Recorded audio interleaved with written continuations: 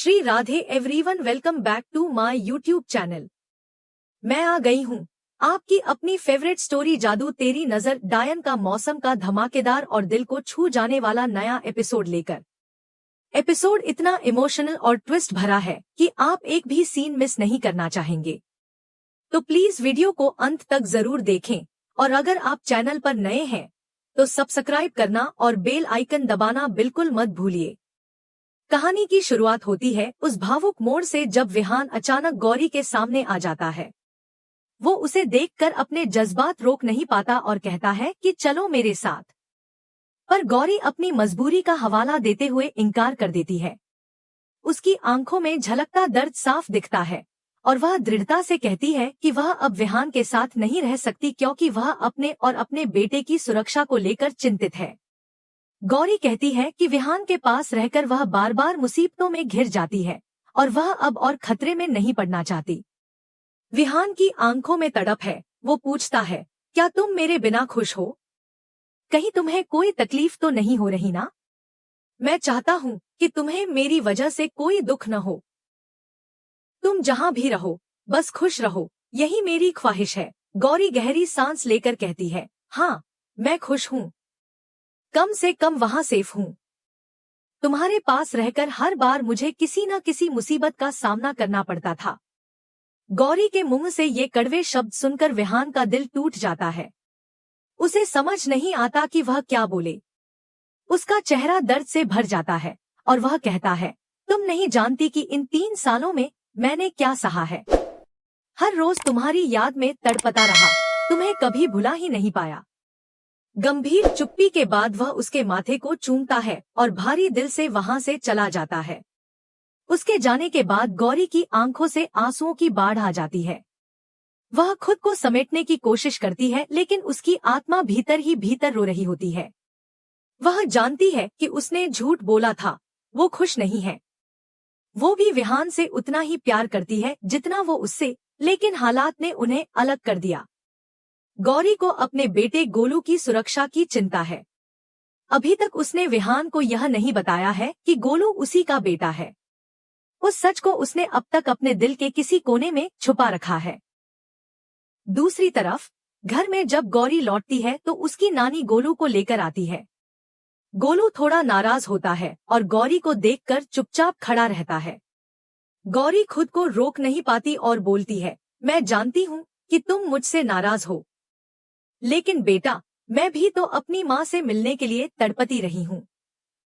मैं नहीं चाहती थी कि तुम्हें भी वही तकलीफ हो, लेकिन मुझे मजबूरन तुम्हें तुम्हारे पापा से दूर रखना पड़ा।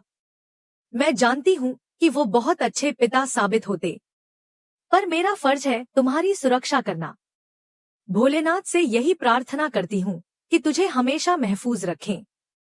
गौरी की आंखों में पश्चाताप साफ नजर आता है और वह फूट फूट कर रोने लगती है। तभी उसकी नानी उसे समझाती है, तू अपनी माँ की ही तरह है गौरी। तेरी माँ ने भी तुझे हर हाल में बचाने की कोशिश की थी। उसने हर मुश्किल को झेला सिर्फ तुझे महफूज रखने के लिए। तू गलत नहीं कर रही है, तू वही कर रही है जो एक माँ को करना चाहिए।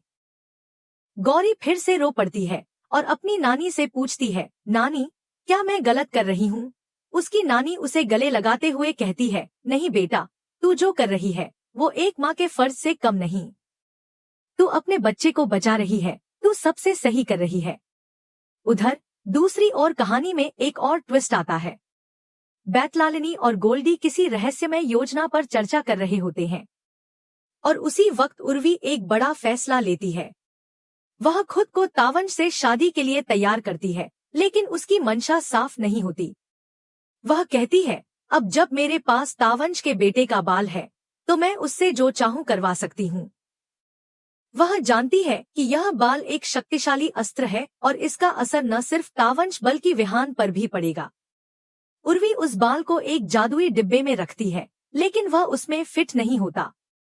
वह दूसरा डिब्बा निकालती है और जैसे ही वह उसमें बाल रखती है वह ठीक तरह से फिट हो जाता है। अब उर्वी की आंखों में अजीब सी चमक आ जाती है। वह मुस्कुराते हुए कहती है, अब मैं जो भी कहूंगी विहान उसे सुनकर मुझ पर विश्वास करेगा और मेरी बात मानेगा। मैं उसे अपने वश में कर लूंगी। दूसरी ओर पूरा परिवार विहान के घर आने का इंतजार कर रहा होता है। सबके मन में कोई ना कोई बेचैनी है। कोई नहीं जानता कि अब आगे क्या होने वाला है, लेकिन एक बात तय है, आने वाला वक्त और भी खतरनाक, रहस्यमय और भावनात्मक होगा। कहानी में प्यार, त्याग, जादू और खतरे का ऐसा संगम बना है कि हर सीन दिल को छू जाता है। ये तो बस शुरुआत है। आगे क्या होगा जब विहान को अपने बेटे के बारे में सच्चाई पता चलेगी? क्या उर्वी का काला जादू सफल होगा? जानने के लिए जुड़े रहिए हमारे साथ इसी चैनल पर।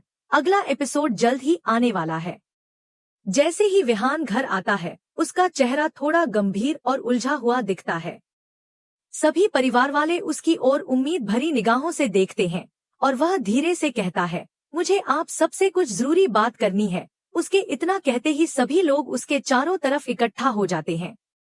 जीजी, वीना, अर्जुन, हर्ष और बाकी सदस्य भी उत्सुकता से उसकी बात सुनने को तैयार होते हैं।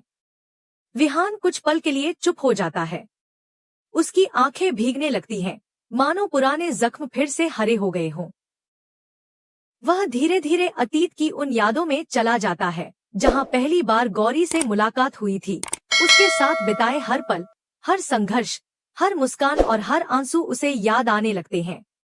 वहीं दूसरी तरफ उर्वी अपनी काली जादू से विहान को पूरी तरह वश में करने की योजना बना चुकी होती है। वह उस जादुई डिब्बे को थामकर बोलती है, विहान, अब तुम्हें मुझे अपनाना ही होगा। देखो, गौरी ने तो अपनी जिंदगी में आगे बढ़ने का फैसला कर लिया है, अब तुम्हें भी मूव ऑन करना चाहिए। उसकी आवाज में ऐसी शक्ति समाई होती है कि विहान उस प्रभाव को झटक नहीं पाता। वो अब भी गौरी की यादों में खोया होता है, लेकिन फिर एक गहरी सांस लेकर कहता है, मैं शादी के लिए तैयार हूँ। इस घोषणा के साथ ही घर के माहौल में उत्सव जैसा माहौल बन जाता है। सभी लोग चकित होकर एक दूसरे को देखते हैं और खुशी मनाने लगते हैं। जीजी फौरन उर्वी को कॉल करने लगती है और कहती है, वो तो बस आती ही होगी, अब सब कुछ अच्छे से हो जाएगा। लेकिन इस सब के बीच गोलू की रुलाई सबका ध्यान खींचती है। जैसे ही विहान ने शादी के लिए हाँ कहा, गोलू जोर जोर से रोने लगता है। गौरी, जो कि गोलू को झूले में झुला रही होती है, उसका रोना सुनकर बेहद परेशान हो जाती है। वह उसे चुप कराने की पूरी कोशिश करती है, पर गोलू का रोना थमता ही नहीं, मानो उसके भीतर कोई अनजानी बेचैनी जाग चुकी हो। उधर घर के बाकी लोग इस खुशी में डूबे होते हैं कि आखिरकार विहान ने आगे बढ़ने का निर्णय ले लिया है, लेकिन हर्ष और अर्जुन की आंखों में सवाल है। वे दोनों विहान को एक तरफ ले जाते हैं और दबे स्वर में कहते हैं, भैया, आप अभी तक तो कुछ भी कहने को तैयार नहीं थे, फिर अचानक यह फैसला कैसे ले लिया? विहान गहरी सांस लेते हुए कहता है, मैं तुम दोनों को कुछ जरूरी बात बताना चाहता हूँ। तभी अली वहाँ आता है और कहता है, भैया, आपने कहा था कि आप आज गौरी से मिले। अर्जुन और हर्ष दोनों चौंकते हैं। वे विश्वास नहीं कर पाते कि वह गौरी से सच में मिला होगा। अर्जुन कहता है, भैया, हो सकता है यह आपका वहम हो। जब कोई बहुत अपने दिल के करीब होता है तो उसकी परछाई भी हमें दिखाई देने लगती है। कई बार हम सपनों में भी उन्हीं को देख लेते हैं। लेकिन विहान इन बातों को मानने को तैयार नहीं होता। वह कहता है, मैंने उसे सच में देखा है। वह आज यहीं, इसी शहर में थी, पर वह घर आने को तैयार नहीं है। उसे लगता है कि इस घर में कदम रखते ही उसके ऊपर कोई ना कोई मुसीबत टूट पड़ती है। अर्जुन और हर्ष उसे समझाने की कोशिश करते हैं, तो अगर आप सच में उसे आज भी प्यार करते हैं तो शादी का फैसला क्यों लिया? विहान की आंखों में दर्द झलकता है। वह कहता है, क्योंकि उसने अपनी जिंदगी में आगे बढ़ने का फैसला कर लिया है। मैं उसे दुखी नहीं देख सकता, और अगर मैं उसे सच में चाहता हूँ तो मुझे भी उसकी तरह आगे बढ़ना होगा। यही वजह है कि मैं इस शादी के लिए तैयार हूँ। उधर गौरी गोलू की बेचैनी देखकर परेशान हो जाती है। वह उसे गोद में उठाकर बार बार पूछती है, क्या हुआ मेरे लाल को? क्यों रो रहा है तू ऐसे? उसके दिल में एक अजीब सा डर समाने लगता है। कहीं यह कोई अपशकुन तो नहीं? क्या गोलू की रुलाई किसी आने वाले संकट का संकेत है? गौरी की आंखें डर और चिंता से भर जाती हैं। वो जानती है कि गोलू हर वक्त ऐसा नहीं करता, पर आज कुछ अजीब है। तभी वह निश्चय करती है कि उसे अब और चुप नहीं रहना चाहिए। अब समय आ गया है कि वह खुद विहान के सामने जाए और सच्चाई से पर्दा उठाए। इधर घर में जैसे ही शादी की तैयारियां शुरू होती हैं, उर्वी की आंखों में चमक आ जाती है। वह सोचती है कि उसका जादू असर कर चुका है और अब विहान हमेशा के लिए उसका हो जाएगा।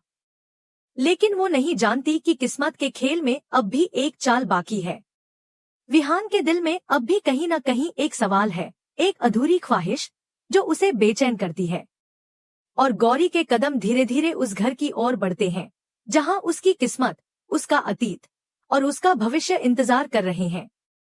अगले एपिसोड में हम देखेंगे कि जैसे ही गौरी उस घर में पहुंचती है, उसे क्या नजारा देखने को मिलता है और गोलू की रुलाई का रहस्य क्या होता है।